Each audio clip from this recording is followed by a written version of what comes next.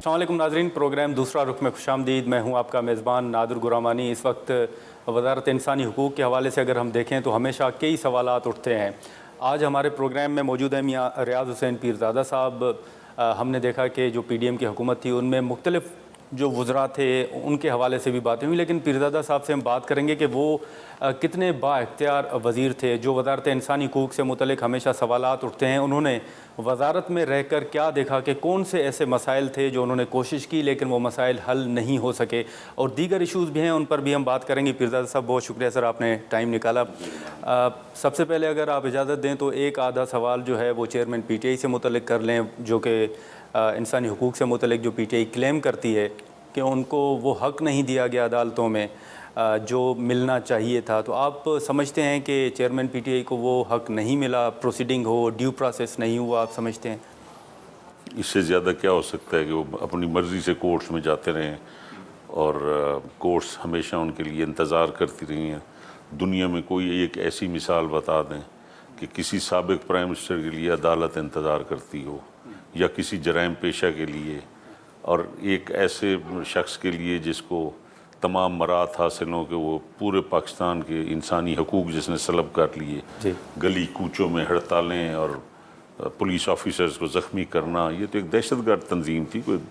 कोई जमहूरी क़यादत तो नहीं कर रहे थे, साहब ये तो दहशतगर्दों की क़यादत सर। लेकिन ये अलमिया नहीं कि 75 साल तारीख़ में हर वज़ीर आज़म, एक वज़ीर आज़म ने भी अपनी मुद्दत पूरी नहीं की, गिरफ़्तार हुए, केसेस चले, वो मियाँ नवाज़ शरीफ साहब हों या बेनज़ीर साहबा हों।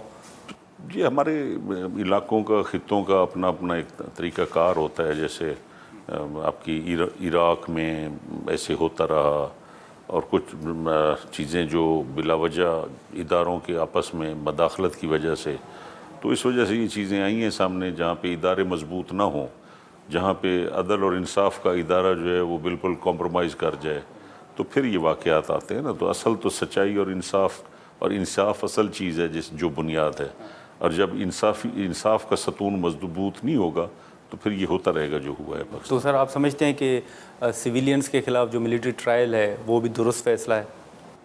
देखें जी, ये तो दुरुस्त फ़ैसला क्या है, 100% दुरुस्त है कि ये तो इजाज़त नहीं दी जा सकती कि एक न्यूक्लियर मुल्क जो है उसकी एसेट्स पे आप हमले करें। तो फिर क्या जवाज़ है पाकिस्तान के पास न्यूक्लियर वेपन्स रखने का? और कहीं दुनिया में देख लें, या फ्रांस में देखें जो हुकूमत के ख़िलाफ़ उठता है, यूरोप में देखें जो 2011 में डेविड कैमरून के वक्त में हुआ, अमेरिका में देखें जो कुछ हुआ है। एक अफसर अगर किसी को रोकता है, वो नहीं रुकता तो वो शूट कर देते हैं। लेकिन यहाँ हमारे लिए ह्यूमन राइट्स की जो है वो बिला वजह मदाखलत हर चीज़ पे, और हर माशरे और हर इलाके की और हर मुल्क की अपने स्टैंडर्ड्स हैं ह्यूमन राइट्स के। मुसलमान के अपने हैं, ईसाई के अपने हैं, यहूदी के अपने हैं। अगर यहूदियत और ईसाइयत मिल के मुसलमानों के लिए अगर वहाँ पे कुरान शरीफ को जलाया जाता है, या कैरिकेचर्स नबी अकरम सल्लल्लाहु अलैहि वसल्लम के बनाए जाते हैं, तो उनको जब एहतजाज करो तो वो कहते हैं जी हमारा तो 80% मुल्क जो है ला मज़हब है, तो हमारा तो पार्लियामेंट में कानून ही पास नहीं हो सकता। तो फिर आके यहाँ थानेदारी करते हैं। तो ह्यूमन राइट्स स्टैंडर्ड्स ना उनके मैं मानने को तैयार हूँ। हमारी अपनी रिवायतें और अपने हर ख़ानदान के अपने ह्यूमन राइट्स स्टैंडर्ड्स हैं। आपके बाप दादा की अपनी रिक्वायरमेंट्स हैं, हो सकता है आपके साथ वाले हमसाए का जो ख़ानदान है उसकी कोई अपने स्टैंडर्ड्स हों। कोई किसी को इजाज़त देता है किसी काम की, कोई नहीं कहता। अपने रिवायात हैं सबकी, और उसी पे ये माशरा चल रहा है। और पाकिस्तान की मजबूती जो है ये आला रिवायात और ये हमारे सिंधी पंजाबी और ये जो हमारा आपस में एक मोहब्बत का रिश्ता है उसकी वजह से मुल्क चल रहा है। ह्यूमन राइट्स कंडीशंस पाकिस्तान में दुनिया के बड़े बड़े मुल्कों से बहुत बेहतर हैं। और दुनिया में कोई आवाज़ उठा रहा है कश्मीर और फ़लस्तीन के सिवाय पाकिस्तान, ईरान और तुर्की के? हालांकि हम कितने कमज़ोर हैं फिनंशियली, लेकिन आज तक किसी ने आवाज़ उठाई कि फ़लस्तीनी में जो हो रहा है, आए दिन वहाँ पे फ़ौज बंदे मार रही है। तो ये पाकिस्तान में जो साजिश हुई है और जो लोग एजेंट बने हैं उन्हीं के, तो वो अगर ये कहें कि यहाँ हमें इंसाफ नहीं मिल रहा, तो मैं तो समझता हूँ कि उनको तो ज़रूरत से ज़्यादा इंसाफ मिल रहा है। लेकिन सर हमने माजी में देखा है कि अगर पाकिस्तान में कोई वाक़या पेश आए तो UN हो या दीगर तंजीमें हों, वो वज़ारत इंसानी हुकूक़ को ख़ुतूत लिखती हैं और अपना एहतजाज या तफसीलात भी मांगती हैं कि ये रिपोर्ट हो रहा है। आपके दौर में आप बताएंगे कि कौन से वाक़यात थे जिसमें अक़वाम मुत्तहिदा हो या दीगर तंजीमों की जानिब से आपको लिखा गया हो क्या, या आपके मुल्क में क्या हो रहा, या आपने उनको जवाब दिया हो? मेरे होते हुए तो कोई ऐसी याददाश्त नहीं आई किसी 9 मई मुल्क के से। बाद भी सर नहीं? 9 मई के बाद भी नहीं आई, लेकिन जब उनके ह्यूमन राइट्स के मिनिस्टर जो हैं यूनाइटेड किंगडम के लॉर्ड अहमद, उन्होंने मेरे से बात की थी तो उन्होंने इन चीज़ों का इजहार किया, क्योंकि वो एक दोस्त मुल्क है और वो क्योंकि बरतानिया हमेशा पाकिस्तान का साथ देता है, और उन्होंने कहा कि ये मुल्क से कुछ खबरें हैं, तो उसके बारे में हमने बताया कि जी आपके मुल्क में जब हुआ था डेविड कैमरून के वक्त में, तो जो उस वक्त जो अदालतें दिन रात बैठीं और जो सज़ाएं थी, जिनको 6 महीने सज़ा होनी थी उसको 6-6 साल आपने सज़ा दी, and the prime minister protect कर रहा था कि ये इक़दाम बिल्कुल ठीक हैं। तो हमारे मुल्क में ये हुआ है और ये सब कानून और कायदे के मुताबिक है, और मिलिट्री कोर्ट्स के ट्रायल जो हैं उसको भी मॉनिटर करता है सुप्रीम कोर्ट, और वो सुप्रीम कोर्ट के ऑर्डर के मुताबिक ही चलेंगे, जो जितनी सुप्रीम कोर्ट इजाज़त देगा। लेकिन ये और बात है कि पाकिस्तान का जो मिलिट्री का कानून है वो बहुत लीनियंट है बाकी दुनिया के मुकाबले में, क्योंकि कलभूषण के मसले में जब ये हमारा आर्मी एक्ट गया था वहाँ पे, तो उन्होंने इसको properly international court of justice ने कहा था कि क्योंकि इसमें अपील्स हैं to the army chief, high court और सुप्रीम कोर्ट में, तो ये एक मुनासिब कानून है। तो इस पे तो अब जो भी एतराज़ करने की ज़रूरत भी नहीं है, बल्कि बहुत ज़्यादा लीनियंसी दिखाई गई है पाकिस्तान में। हमारा अपना जो माशरा है और हमारे जो मोतबर इदारा है आर्मी का और हमारी एजेंसीज। तो सर वो मुतमईन हुए आपकी बातों से? जी बिल्कुल मुतमईन है, और उस पर उन्होंने कोई एहतजाज नहीं किया, और बल्कि उन्होंने सिर्फ एहतजाज, क्योंकि ह्यूमन राइट्स मिनिस्टर जो हैं वो अहमदिया क्लास से हैं और उन्होंने अपनी क्लास के बारे में बात की, तो वो हमने कन्वे किया DIGs को और इनको कि आप जो है वो, उन्होंने अलबत्ता सज़ाए मौत पे एतराज़ किया। अच्छा। कि जो हमारे इंटीरियर मिनिस्टर साहब ने जो मज़ाकरात हुए कि ये क्यों हो रहा है, तो उसके भी हमने बताया कि ये हमारे मुल्क का अंदरूनी मसला है, और इंशाल्लाह हमारी एजेंसीज, हमारे कोर्ट्स, अदालतें जो है उसका कॉग्निटेंस लेती हैं, तो कोई ऐसी चीज़ नहीं होगी। तो उन अहमदियों को थोड़ा रिलीफ दिया जाएगा जो उन्होंने मतलब कहा है, आप समझते हैं? नहीं, वो रिलीफ तो मतलब है कि हाई हैंडेडनेस तो नहीं होगी ना, क्योंकि वो मुल्क के शहरी हैं, और मुल्क का शहरी जिस मुल्क का होता है उसका उतना राइट है मुल्क का, और वो आइन के तहत उसका वो हक है, जो आइनी हक है किसी भी, चाहे हिंदू है, सिख है, ईसाई है, शिया है, सुन्नी है, जो भी आपके क्लास क्रीड हो, कोई भी, आप पठान हो, पंजाबी हो, जो भी हो, एक आइन और ज़ाब्ते के तहत आप चलेंगे ना। लेकिन किसी इंसान को तंग करने का जो है वो तो ठीक है। लेकिन पीरज़ादा साहब, अब हमेशा सवाल उठता है, आपके सामने मैं यही सवाल रखूँगा कि वज़ारत इंसानी हुकूक़, आप क्या समझते हैं कि इस वज़ारत को कितनी तरजीह दी गई या दी जाती है आपकी नज़र में? देखिए जी, पूरी दुनिया में इस वक्त तो इंसानी हकूक़ के बारे में हर चीज़ को उसी चीज़ में वो घसीट रहे हैं। जैसे यहाँ पे पहले हमारे मुल्क में चीज़ें जो हैं वो कुछ बाहर के प्रेशर से ज़्यादा चलती हैं, तो जब यहाँ पे ये मदरसे बनाए गए और स्ट्रेटजिक डेप्थ ऑफ अफ़गानिस्तान लाई गई, तो फिर इस्लाम का बड़ा बोलबाला चर्चा था, और हर आदमी कुफ्र और इस्लाम के फ़ैसले कर रहा था, और तो अल्लाह ताला ने जो फ़ैसले करने के कौन काफिर है कौन मुसलमान है, वो फ़ैसले जो थे वो यहाँ गली कूचों के मदरसों में हो रहे थे कि कौन काफिर है। तो ये अब ह्यूमन राइट्स भी वैसे ही है कि जहाँ जिनके अपने ह्यूमन राइट्स जो हैं सलब होते हैं, वो इधर आके हमें डिक्टेट करते हैं। अब अमेरिका में एक पेट्रोल पंप से गन ले लो, 15 बंदे मार दो, मैक्सिकन बॉर्डर पे क्या हो रहा है, किसी को उठा के गोली मार दो, तो वो कहते हैं जी दिस इज़ आवर ट्रेडिशंस, हमारी रिवायतें हैं। तो इसी तरह यूरोप में ये जो कैरिकेचर्स, और उनको जब कहा जाए तो कहते हैं हमारा तो अब लामज़हब मुल्क है, हम तो कानून ही पास कर सकते, तो फिर इधर डिक्टेट करने के आ जाते हो। यहाँ तो हर मुल्क का, तुर्की का अपना कानून है, ईरान का अपना है, सऊदी अरब का अपना है, अफ़गानिस्तान पे जितनी भी उन्होंने धौंस धांधली की है वो अपने रिवायात से नहीं हट रहे, ना ही वो डिक्टेशन ले रहे हैं। तो मेरा नहीं ख्याल कि किसी मुल्क को डिक्टेशन लेनी चाहिए, क्योंकि जो सच्चाई और इंसाफ और अदल जो है वो इस्लाम में सबसे ज़्यादा है, और हमारी अदालतों में भी, और ख़ास तौर पे छोटी अदालतों में। सियासी फ़ैसलों में तो आप ज़ेर तनकीद कर सकते हैं बातें, लेकिन बाकी जो छोटी अदालतें हैं वो लोगों को इंसाफ फराहम कर रही हैं। और हर छोटी से छोटी अदालत में आप देखें कि साबिक़ प्राइम मिनिस्टर साहब जो हैं वो छोटी अदालतों ने उनको रिलीफ दी है, कोई ये तो नहीं कि उनको बड़ी अदालतों ने रिलीफ दे दी है। तो इसका मतलब पाकिस्तान में कायदा और कानून है। लेकिन ऐसे कौन से मसाइल थे जो आपने बतौर वज़ीर हल करना चाहे लेकिन वो हल नहीं हुए? कौन से ऐसे कानून साजी से मुतल्लिक़ हों या केसेस से मुतल्लिक़ हों? नहीं, हमारे کمیشنز جو ہیں وہ بالکل آزاد ہیں، اور جو چائلڈ پروٹیکشن ایکٹ ہو گیا، چائلڈ میریجز کے لاز ہیں، تو ہماری منسٹری نے بالکل پش تھرو کیے ہیں، اور ہماری وزارت کا جو خط ہے مختلف انتظامی امور میں انٹیریئر کو یا صوبوں کو، تو اس کو بڑی وہ باریک بینی سے دیکھتے ہیں اور اس پہ عمل درآمد کرتے ہیں، اور ہیومن رائٹس کا ایک احترام جو ہے وزارت کا وہ پورے پاکستان میں ہے۔ پورے پاکستان میں تو لیکن لاپتہ افراد کا معاملہ نون لیگ کا بڑا واضح موقف تھا۔ ہم نے دیکھا کہ مریم صاحبہ ڈی چوک پہ جب مظاہرے ہوئے تو دھرنوں میں بھی شرکت کی وہاں، لیکن آپ کی حکومت بھی لاپتہ افراد کا معاملہ اس طرح حل نہیں کر سکی، یہ تنقید بھی ہوتی ہے، آپ اتفاق کرتے ہیں سر؟ دنیا میں کہیں بھی جب بھی ایکٹ کریں گی تو پھر یہ مسئلے ایسے آ جاتے ہیں سامنے، کچھ لوگ ڈر کے خود بھاگ جاتے ہیں اور اپنے آپ کو گمشدہ پھر، اور کئی ایسے ہیں۔ تو یہ کیونکہ پچھلی ہماری انٹیلیجنس ایجنسیوں نے اور سیکورٹی ایجنسیز نے بڑی بھرپور کوشش کر کے کتنے آدمی کو ریکور کرایا ہے۔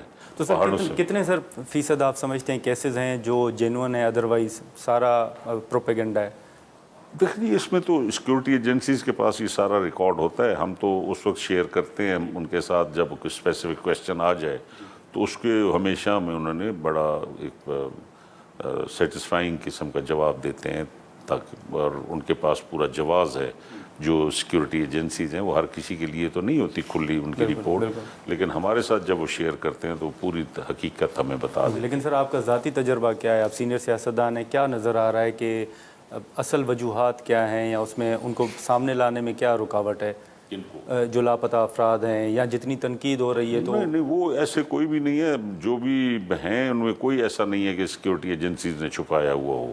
وہ تو ہوتا ہے نا ایک آدھ دن تفتیش کے لیے، تو ایک نارمل دنیا میں کہیں بھی بندے کو پکڑ کے ایک آدھ دن جو بغیر کورٹ کے پیش کیے تو وہ کر لیتے ہیں، لیکن ایسا نہیں ہوتا کہ پیش نہ کریں عدالتوں میں، یہ سب عدالتوں میں پیش ہوتے ہیں اور ان کے راز نہیں ہے کوئی۔ پیرزادہ صاحب اگر اجازت دیں تو یہاں پر ایک شارٹ بریک لیتے ہیں، اور بریک کے بعد مزید پیرزادہ صاحب کے ساتھ گفتگو جاری رکھتے ہیں۔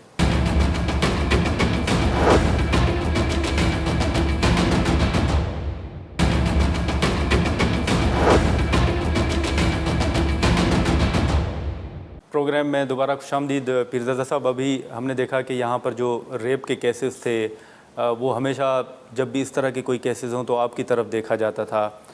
آپ نے کیا دیکھا کہ یہ جو ٹریل 3 پہ ہم نے دیکھا کہ واقعہ پیش آیا، ایک خاتون نے جا کر وہ درخواست بھی دے دی لیکن اس کا ڈراپ سین سامنے آ گیا، آپ نے کیا دیکھا ہے کہ یہ جو شکایات آپ کے سامنے آتی رہیں ان میں کتنے فیصد آپ سمجھتے ہیں کہ جینوئن کیسز تھے، حقائق پر مبنی تھے، اور کتنے آپ سمجھتے ہیں کہ یہ سارا پروپیگنڈا تھا، اسی طرح وہ ڈراپ سین سامنے آنے ہیں؟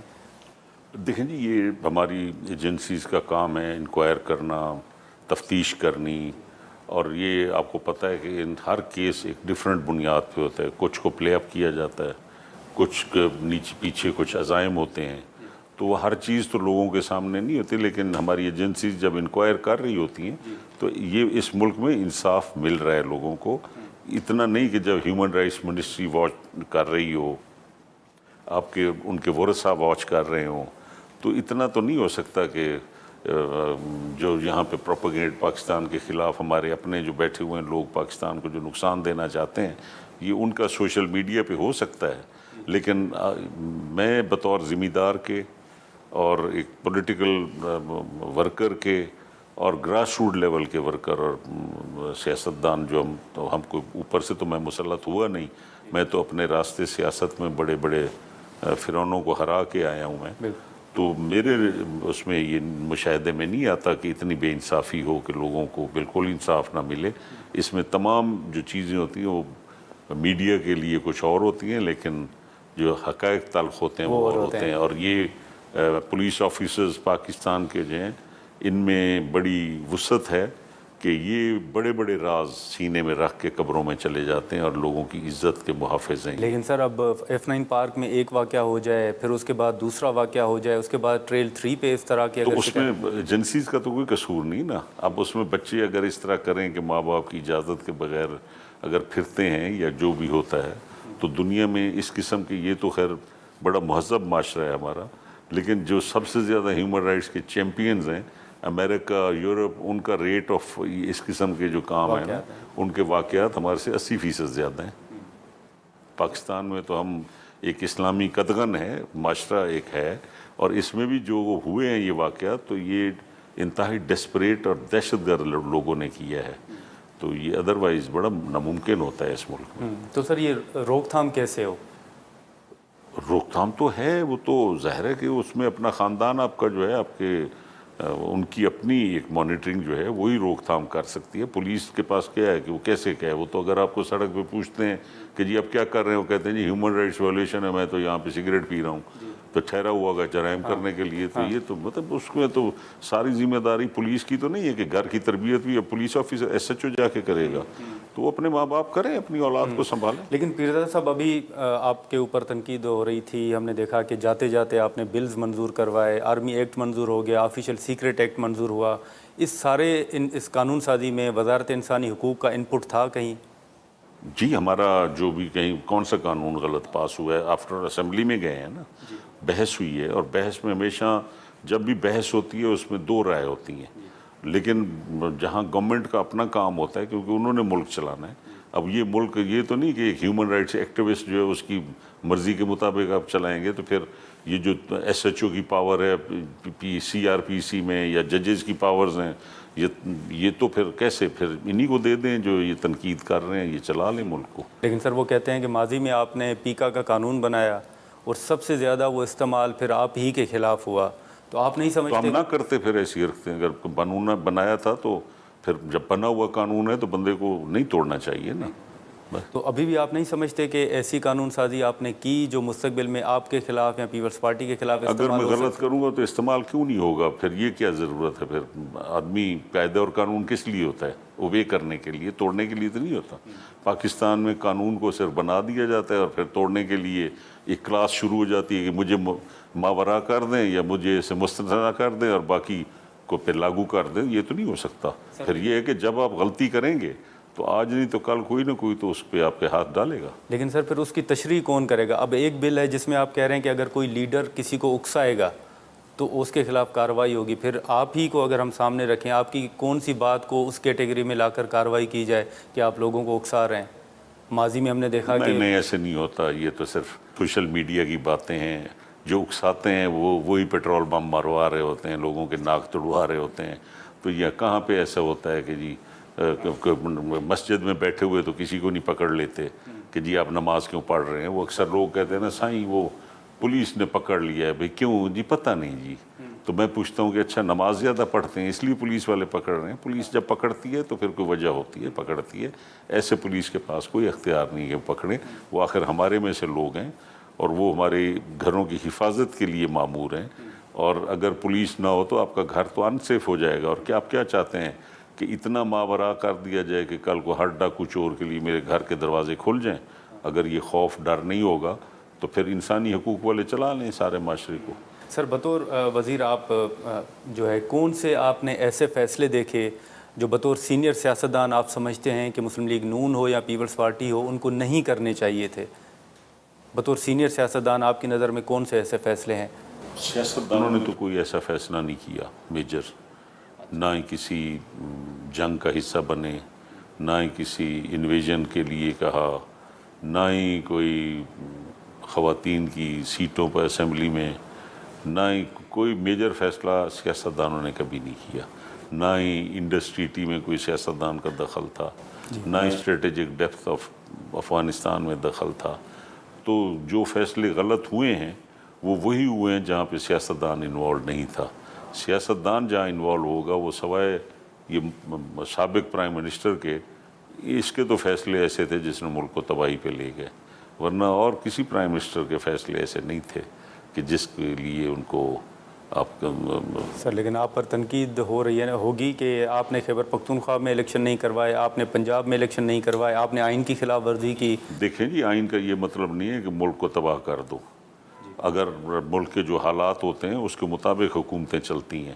یہ نہیں ہے کہ وہاں پہ اگر ایک سازش کے تحت آپ یہ سمجھیں کہ دو حکومتیں توڑ کے اس میں ہم اکثریت لے لیں اور آنے والی نیشنل حکومت قبضہ کر لیں، اور جبکہ ایک شخص کا اپنا ریکارڈ جو وہ یہ تھا کہ وہ ایک انٹرنیشنل سازش کا حصہ تھا اور اس کو لیڈ کر رہا تھا۔ تو ایسی چیزیں تو پھر کبھی بھی اسٹیبلشمنٹ تو کسی ملک ہی نہیں کرنے دے گی، اور یہ پاکستان کے اسٹیبلشمنٹ مبارکباد کی مستحق ہے کہ انہوں نے اس چیز کو ریزسٹ کیا۔ لیکن جس میں ایک بہت بڑا ادارہ جو تھا وہ بلکہ وہ بہت زیادہ آگے نکل کے کام کر رہا تھا، جو ایک میرے سیاستدان کی نظر میں جو غلط تھا، ان کو نہیں کرنا چاہیے تھا۔ اس قسم کی جو ہیں کہ اپنی پاور کو سیکیور کرنے کے لیے آپ اس قسم کی حرکتیں شروع کر دیں۔ پیرزادہ صاحب اگر اجازت دیں تو یہاں پر ایک شارٹ بریک لیتے ہیں، اور بریک کے بعد مزید پیرزادہ صاحب کے ساتھ گفتگو جاری رکھتے ہیں۔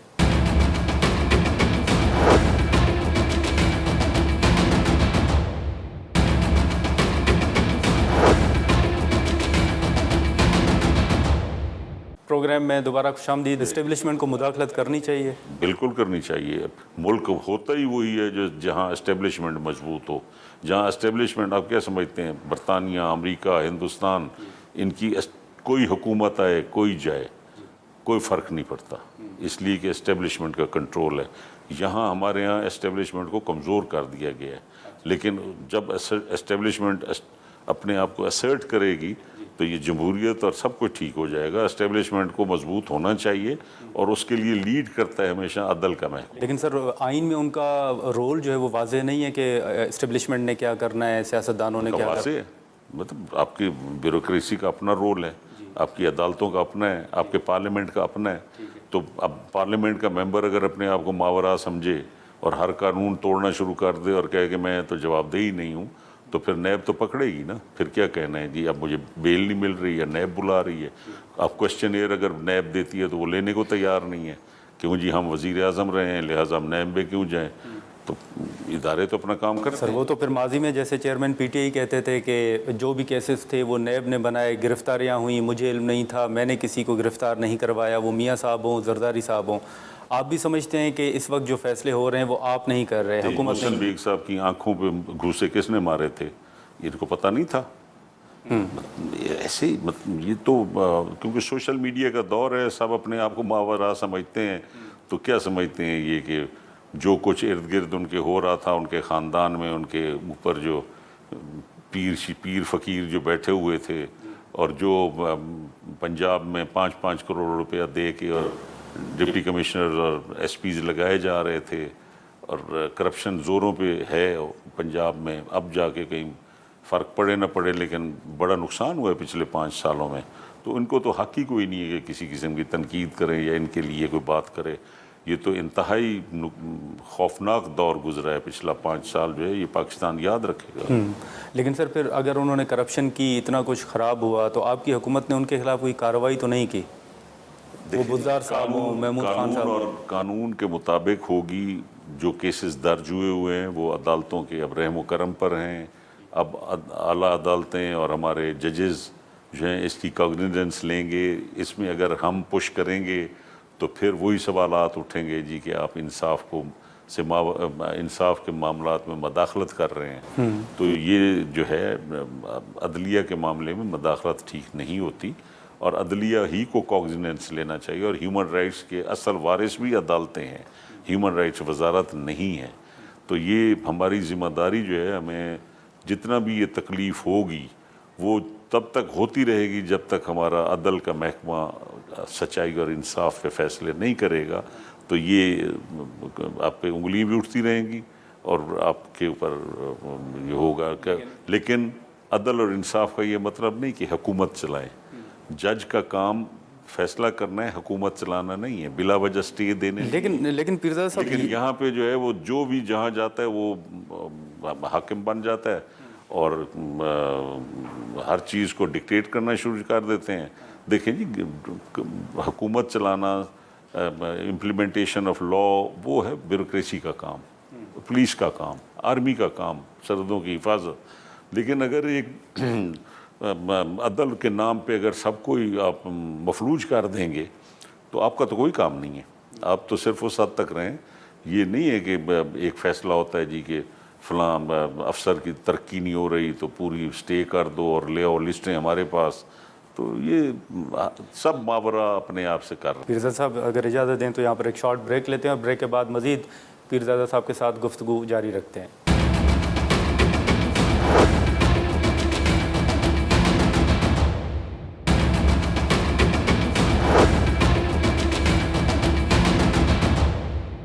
پروگرام میں دوبارہ خوش آمدید. آپ کی حکومت کی طرف دیکھا گیا کہ بھائی آپ کب الیکشن کروائیں گے. آپ نہیں سمجھتے کہ اگر تاخیر ہوگی تو مسلم لیگ نون کو نقصان ہوگا، کیونکہ آپ کا واضح موقف رہا ہے کہ ووٹ کو عزت دو؟ نہیں، ڈائنامکس الیکشنز کی اپنی ہوتی ہیں، اور یہ جو پہلے سینسس میں نے کرایا تھا آئی پی سی کا، میں منسٹر تھا، اور اس وقت بلوچستان میں حالات یہ تھے کہ 10 ڈسٹرکٹ جو تھے ان میں انریسٹ تھی. تو اس وقت چیف منسٹر مالک صاحب جو تھے انہوں نے مہربانی کی، تو ان کو میں نے کہا کہ جی 3 سال بعد یہ جب سسٹم جائے گا، ابھی تو یہ جائے گا اسٹیٹ پی این ڈی کو، پی این ڈی اکنامک ڈویژن کو، پھر اسٹیٹسٹکس ڈپارٹمنٹ کو، پھر پیسے ریلیز ہوں گے، پھر آرمی اس پہ لگے گی، تو 3 سال لگیں گے. بائی دا ٹائم حالات ٹھیک ہو جائیں گے تو آپ سینسس کی اجازت دے دیں.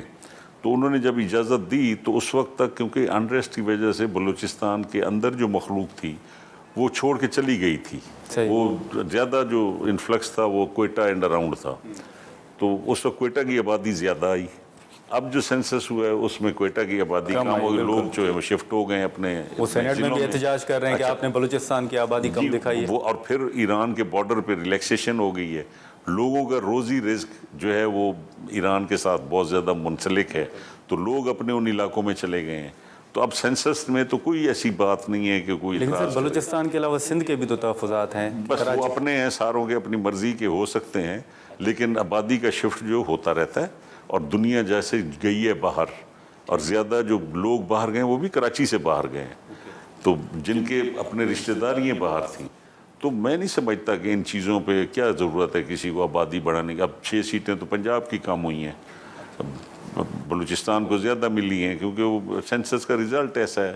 تو کسی کی یہ تو نہیں کہ صرف پنجاب کا حق ہے اور کسی صوبے کا حق نہ ہو. تو یہ تمام سینسس کا کیوں کرے گا کوئی اسکول ٹیچر؟ انہی علاقے کا اسکول ٹیچر تھا، اسی علاقے کا ساتھ لوکل گورنمنٹ کا آدمی تھا، اسی علاقے کا پٹواری تھا، اور آرمی کا آفیسر ایک ساتھ ڈپیوٹیڈ تھا. تو وہ کیوں کریں گے ایسا؟ تو سر بطور سینئر سیاستدان آپ کو انتخابات کب ہوتے ہوئے نظر آ رہے ہیں؟ 2023 میں ہو جائیں گے یا آپ سمجھتے ہیں کہ 1 سال لگ جائے گا؟ یہ تو شیخ رشید صاحب ہی پریڈکٹ کرتے تھے. وہ آج کل ہمارا بھائی جو ہے وہ پتہ نہیں کہاں ہے. آپ ان کے حقوق کا بھی خیال نہیں رکھ رہے؟ نہیں، وہ تو میں تو خیر ہمارا تو سیاسی طور پہ بھائی ہے، ہم کولیگ رہے ہیں. لیکن میں ہمیشہ کہتا ہوں کہ ایسی پریڈکشن ان سے کرایا کریں کہ وہ دیکھتے ہیں الیکشن یا نہیں دیکھتے. لیکن سر مجھے جو اتنا پتہ ہے کہ حالات جیسے بھی ٹھیک ہوں گے، الیکشن کے بغیر گزارا نہیں ہے، الیکشن ہو جائیں گے. لیکن سر فی الحال تو جو آئین کے مطابق حلقہ بندیاں ہونی ہیں، حلقہ بندی ہوگی، نئی سیٹیں بنے گی، ووٹر لسٹ آئے گی، نادرا جو ہے وہ لسٹیں شائع کرائے گا، اور پھر وہ ان کی تصحیح ہوگی، اعتراضات آ سکتے ہیں، ڈیلیمیٹیشن کی اپیلز ہوں گی. تو یہ سارا پروسیس جو ہے تقریباً 9 مہینوں میں تو پورا 90 دن میں تو نہیں ہو سکتا. تو یہ تقریباً جائے گا کہ الیکشن کے لیے فیزیبل جو پھر مارچ اور اپریل اور مئی آ جاتا ہے. تو ان 3 مہینوں میں سے کہیں بھی ہو جائے گا. تو سر آپ کیا سمجھتے ہیں، کب دیکھ رہے ہیں کہ میاں صاحب بھی جو ہیں وہ وطن واپس آ جائیں گے؟ کسی وقت بھی آ سکتے ہیں، ان کا اپنا ملک ہے. تو میں کوئی ان سے بات تو میری نہیں ہوئی. میاں صاحب کے آنے سے آپ سمجھتے ہیں کہ نون لیگ کو بوسٹ ملے گا؟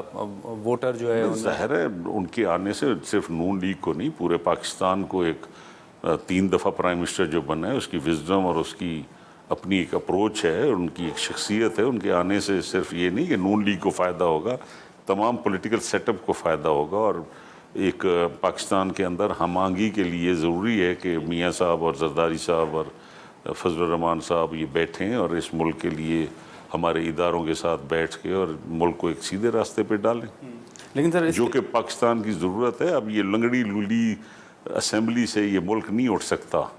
یہ اگر آپ کہیں کہ جی سمپل میجورٹی سے یا جس طرح یہ چل رہا ہے، یہ ملک اتنا انڈسٹریلی بیٹھ گیا ہے، بزنس کے حساب سے، فنانشلی، اکنامکس، معیشت خراب ہو گئی ہے. اس کے لیے تو ایک ایسا کلیکٹیو وزڈم چاہیے جو سیاستدانوں کی اور ہمارے اداروں کی بیٹھ کے اور عوام پہ سب سے زیادہ بڑی ذمہ داری ہے کہ وہ 2/3 اکثریت سے کسی کو جتوائیں اور پھر جا کے ادارے کھڑے ہو جائیں. اور کم از کم 10-15 سال یہ اگر ہو جاتا ہے تو پھر پاکستان اٹھے گا اور بہت آگے جائے لیکن سر گا. اب اور اگر آپ یہ سمجھیں نا کہ صرف الیکشن ایک غذا ہے سیاست کی تو ہم کھا لیں تو اس سے ملک ٹھیک نہیں ہونے والا. یہ میں ایز اے پولیٹیکل پر کہہ رہا ہوں کہ بغیر قوم کے متفقہ فیصلے کے جو گلی کا ووٹر ہے جب تک وہ یہ نہیں سمجھے گا کہ میں نے ملک کو سنبھالنا ہے اپنے ووٹ سے, اگر اس کو یہ آ جاتا ہے دل میں کہ میں نے ملک کو سنبھالنا ہے چاہے صحیح یا غلط, تو مسلم لیگ کی کارکردگی دیکھ لیں تو اس پہ اگر ووٹ نہیں دیتے تو یہ ملک کھڑا نہیں ہوگا. پیپلز پارٹی کلیم کر رہی ہے کہ اگلے وزیر اعظم بلاول بھٹو صاحب ہوں گے. وہ ظاہر ہے وہ تو فضل الرحمان صاحب کی پارٹی چاہے گی کہ وہ ہوں گے, لیکن جو آن گراؤنڈ لیول جو پوزیشن ہے وہ تو نون کی بنتی ہے. پنجاب سے بڑی پارٹی ہے اور پنجاب میں اگر ملی اکثریت تو نون کو ہی ملے گی, اور نون کا خاموش ووٹ ہے, وہ تاجر ہے, وہ کارخانے دار ہے, وہ ریڑھی والا ہے, وہ آڑھتی ہے, وہ جو اپنا کاروبار سے اٹھ نہیں سکتا بس اٹھا ووٹ کی پرچی ڈالی اور گھر چلا گیا. اسٹریٹ کی جماعت تو یہ ہے ہی نہیں. اسی لیے میاں صاحب پرہیز کرتے ہیں کہ اسٹریٹ میں لے جانے سے, کیونکہ اسٹریٹ میں تو وہ جائے گا جو پیسے لے گا, یا کوئی اتنا نظریہ تو اب رہا نہیں. اسلام کی خاطر تو کوئی نہیں مر رہا, تو یہ موصوف کی خاطر جو مر رہے تھے کہاں سے آ. بہت شکریہ پیرزادہ صاحب, آپ نے ٹائم نکالا. ناظرین, پیرزادہ صاحب کی گفتگو آپ نے سنی, اب دیکھیں کہ آنے والے دنوں میں کیا ڈیولپمنٹ سامنے آتی ہے. آج کے پروگرام میں اتنا ہی, ہمیں دیں اجازت, اللہ حافظ.